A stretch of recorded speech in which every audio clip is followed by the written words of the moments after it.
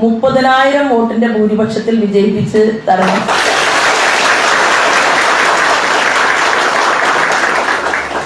എല്ലാ ജില്ലകളിലും പേര് വന്നിരുന്നു.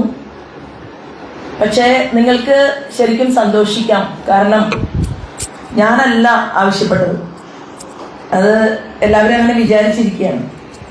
പാലക്കാട് എന്ന് പറയുന്ന ഒരു നിയോജക മണ്ഡലമുണ്ടെന്നും ആ നിയോജക മണ്ഡലത്തിലെ 2ാം സ്ഥാനത്ത് 2 പേര് വന്നു.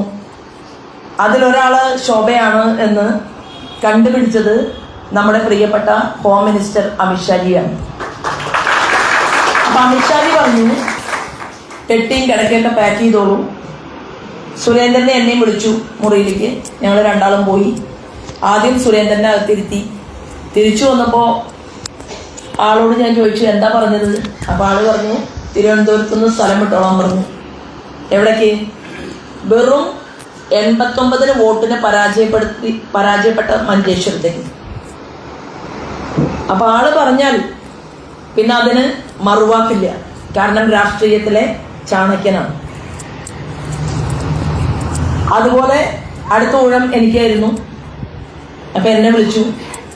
അപ്പോ അതിനു മുൻപ് ഞാനൊരു കലണ്ടർ പ്രിന്റ് ചെയ്തിട്ടുണ്ടായിരുന്നു. ഒരു കലണ്ടർ എന്ന് പറഞ്ഞാൽ എല്ലാ മാസങ്ങളും എഴുതിയിട്ടുള്ള ഒരു കലണ്ടർ.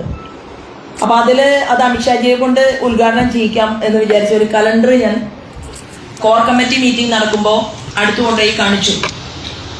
അപ്പോൾ പറഞ്ഞു, ഇതിനിപ്പോൾ സമയം വരും എന്ന് പറഞ്ഞു ഈ കലണ്ടറിന്. അപ്പോൾ സംസ്ഥാന പ്രസിഡന്റിന്റെ മുറിയിൽ ഇരുന്നോളാൻ പറഞ്ഞു, ഒറ്റയ്ക്ക്.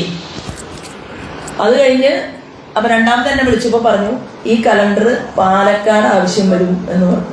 അപ്പൊ എനിക്ക് കാര്യം മനസ്സിലായി. ഇപ്പൊ കലണ്ടറൊക്കെ പെട്ടിയിൽ കൊണ്ടുപോകുന്നുണ്ട്. അപ്പൊ കലണ്ടറിൽ ഞാനും അമിത്ഷാജിയും ഞാനും മോദിജിയും അങ്ങനെയുള്ള ആളുകളൊക്കെ നിൽക്കുന്ന ഒരു ഫോട്ടോ ആണ് ആ കലണ്ടറിൽ നമ്മൾ പ്രിന്റ് ചെയ്തിട്ടുള്ളത്. എനിക്ക് ഇവിടെ ഇരിക്കുന്നവരോട് പറയാൻ ആഗ്രഹിക്കുന്നത്, എത്ര കാലമായില്ലേ നമ്മളൊക്കെ പ്രവർത്തിക്കാൻ തുടങ്ങിയിട്ട്?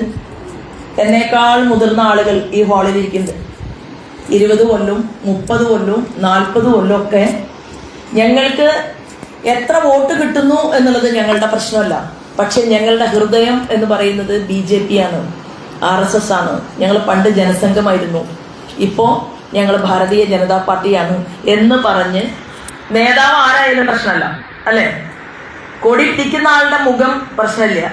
ഏത് പഞ്ചായത്ത് പ്രസിഡന്റ്, മണ്ഡലം പ്രസിഡന്റ്, സ്റ്റേറ്റ് പ്രസിഡന്റ് മാറി മാറി വന്നാലും കരുത്തരായിട്ടുള്ള പൂർവികരായിട്ടുള്ള നമ്മുടെ ആളുകളും അവരെ സ്നേഹിച്ച നമ്മുടെ ഓരോരുത്തരുടെയും മുന്നിൽ, നിങ്ങളുടെ ഓരോരുത്തരുടെയും മുന്നിലുള്ളത് സ്ഥാനാർത്ഥിയല്ല, ചിഹ്നമാണ്, താമരയാണ്. അപ്പൊ ആ താമരയെ ഇത്ര കണ്ട് സ്നേഹിച്ചുകൊണ്ട് താമര ഒന്ന് ജയിച്ചു കാണണം, അല്ലെ? നമുക്ക് MLA-മാരുണ്ടാകണം എന്ന് ആഗ്രഹിച്ചുകൊണ്ട് നമ്മൾ നടക്കുന്ന സമയത്താണ് നമുക്ക് കേരളത്തിലെ ജനങ്ങൾ കാണിച്ചു തന്നു, കേരളത്തിൽ താമരയിൽ വോട്ട് ചെയ്യാൻ ജനം തയ്യാറാണ് എന്നതിന്റെ ആദ്യത്തെ സൂചന നമുക്ക് കിട്ടിയത് എവിടെയാണ്? തൃശ്ശൂർ ജില്ലയിൽ 75,000 വോട്ടിന് നമ്മുടെ പ്രിയപ്പെട്ട ശ്രീമാൻ സുരേഷ് ഗോപി അവിടെ നിന്ന് പാർലമെന്റിലേക്ക് ജയിച്ചു. 28% വോട്ട് തൃശ്ശൂർ ജില്ലയിൽ അദ്ദേഹത്തിന് കിട്ടി. KC വേണുഗോപാലന്റെ ബൂത്ത് 1ാം സ്ഥാനം താമര. സുധാകരൻ സാറിന്റെ ബൂത്ത് 1ാം സ്ഥാനം താമര. പുന്നപ്ര, വയലാർ, അത് അവരുടെ ആത്മാഭിമാനത്തിന്റെ കൊടുമുടിയാണ്. മാർക്സിസ്റ്റ് പാർട്ടിയുടെ പഴയകാല നേതാക്കന്മാരെല്ലാം തന്നെ കടന്നു വന്നിട്ടുള്ള ഒരു സ്ഥലം. അവിടെ പുന്നപ്ര വടക്ക്, പുന്നപ്ര തെക്ക് 2 പഞ്ചായത്ത്. ഒരു പഞ്ചായത്തിനെ തന്നെ 2ആയി ഭാഗിച്ചിട്ട് സംഘടനാ സംവിധാനത്തിൽ വിളിക്കുന്നത് പുന്നപ്ര വടക്ക്, പുന്നപ്ര തെക്ക് എന്നാണ്. നാട്ടുകാരും അങ്ങനെ തന്നെയാണ് വിളിക്കുന്നത്.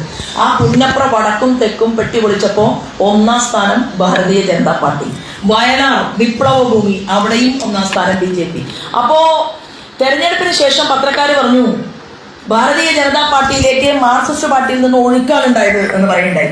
പക്ഷെ ഞാൻ അവിടെ പരിശോധിച്ചപ്പോൾ കോൺഗ്രസ് മാത്രം ഉള്ള ഒരു പഞ്ചായത്ത്, ഏറ്റവും കൂടുതൽ കോൺഗ്രസ്സുകാർ അവിടെ.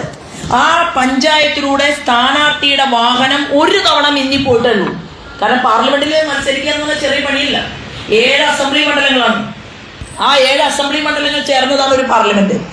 അപ്പൊ പാർലമെന്റിൽ ആലപ്പുഴ മത്സരിക്കുമെന്നൊന്നും എനിക്കറിയില്ല. എന്നെ പാർട്ടി തീരുമാനിച്ചു. ഞാൻ 1 മാസം മുമ്പ് ആലപ്പുഴയ്ക്ക് പോവുകയാണ് ചെയ്തത്. അപ്പൊ പല സ്ഥലത്തും ആളുകൾ ദേഷ്യപ്പെട്ടു. കാരണം കാണാൻ കിട്ടാതെ, അവർക്ക് ഷാളിടാൻ പറ്റാതെ, അവരെൻ്റെ കൂടെ ഇരുന്നിട്ട് ചായ കുടിക്കാൻ പറ്റാതെ, സെൽഫി എടുക്കാൻ പറ്റാതെ വേദനിച്ച ആൾക്കാർ. അപ്പൊ ഞാൻ എന്ത് പറഞ്ഞു, 10 മണിക്ക് സ്ഥാനാർത്ഥിയുടെ പ്രചരണ പരിപാടി അവസാനിക്കും. 10 മണി കഴിഞ്ഞാൽ അർദ്ധരാത്രി 2 മണി വരെയും ഞാൻ റോഡിലുണ്ടാവും. എന്നെ കാത്ത് 4 ആളോ 10 ആളോ നിന്നാൽ ഞാൻ അവിടെ വരും, നിങ്ങളുടെ കൂടെ നിൽക്കും, ഫോട്ടോ എടുക്കും. അർദ്ധരാത്രി 12 മണിക്ക് പല ദിവസങ്ങളിലും ഞാൻ ലൈവ് ചെയ്തു. എന്താണ്, ഞാൻ അവിടെ പ്രവർത്തിക്കുന്നത് ഇങ്ങനെയാണ് എന്ന് കേരളത്തിലെ മുഴുവൻ ആളുകളെയും കാണിക്കാൻ വേണ്ടി പറഞ്ഞു.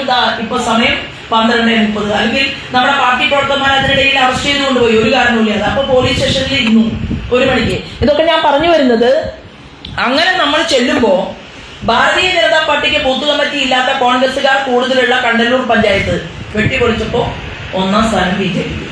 ഈ കഴിഞ്ഞ പഞ്ചായത്ത് തെരഞ്ഞെടുപ്പ് വന്നപ്പോ 4 പഞ്ചായത്ത് തിരുവനന്തപുരത്ത് കിട്ടിയപ്പോ ആലപ്പുഴയില് എനിക്ക് അവർ പറഞ്ഞത് അവിടെ ഇളക്കി മറിക്കണം, പണിയെടുക്കണമെന്നാണ് പറഞ്ഞത്. ഞാനും എന്റെ താഴെത്തട്ടിലുള്ള പ്രവർത്തകന്മാരും ഞങ്ങൾ അങ്ങോട്ട് ഇറങ്ങി. 8 പഞ്ചായത്ത്, കേരളത്തിലെ നമ്പർ 1 നമ്മൾ പിടിച്ചു. 8 പഞ്ചായത്തിലെ ഭരണം. 8 പഞ്ചായത്തിലെ ഭരണത്തിലെ അരൂർ മണ്ഡലത്തിലെ പള്ളിപ്പാട് കംപ്ലീറ്റ് ജയിച്ചത് 90% സ്ത്രീകളാണ്. ഞാനിത് സൂചിപ്പിച്ചത് എന്തിനാന്ന് വെച്ചാൽ, ആ കമ്മ്യൂണിസ്റ്റ് പാർട്ടിയുടെ ഉരുക്കുകോട്ടകളിൽ മാർക്സിസ്റ്റ് പാർട്ടിയെ അധികാരത്തിലെത്തിക്കാൻ അവിടുത്തെ ജനങ്ങൾ ആഗ്രഹിച്ചു. അവരുടെ വോട്ട് താമരയിലേക്ക് വന്നു. 29% വോട്ട് ആലപ്പുഴ പാർലമെന്റ് മണ്ഡലത്തിൽ നമുക്ക് കിട്ടി.